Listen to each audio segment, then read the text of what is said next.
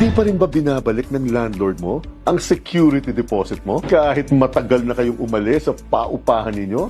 Tara, magkape't mag-usap muna tayo.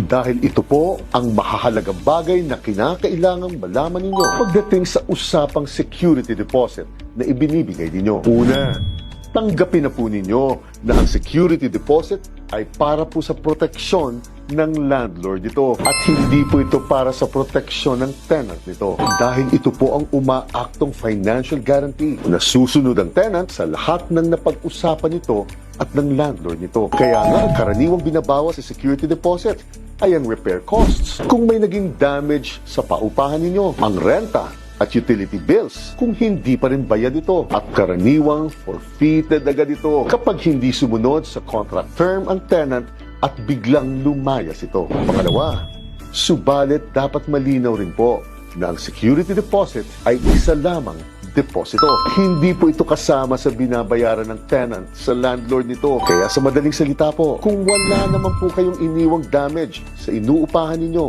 at bayad naman ng lahat ng renta at utilities ninyo, obligasyon po ng landlord ninyo na isoli sa inyo ang security deposit within 30 days mula nang umalis kayo. At tandaan po ninyo na ayon po sa ating rent control law, hanggang 2 months rent lang po ang pwedeng singiling security deposit sa inyo kapag ang renta sa tinitirhan ninyo ay hindi lumalagpas ng 10,000 piso. Kaya nga po ang pangatlo, kung wala na sa katuwiran ng landlord ninyo at hindi na talaga binibigay ang security deposit ninyo, magpadala na po kaagad kayo ng demand letter dito. At kapag hindi pa rin po niya ibinigay ito, maaari na po kayong dumulog sa barangay upang formal na magreklamo. Subalit kung hindi pa rin po kayo magkasundo dito o kaya naman isang korporasyon po ang landlord ninyo, maaari na po kayong dumulog kaagad sa Human Settlements Adjudication Commission or HSAC kung gusto nyong maparusahan ng administratibo ang landlord ninyo o kaya naman sa small claims court kung pera lang po ang habol ninyo.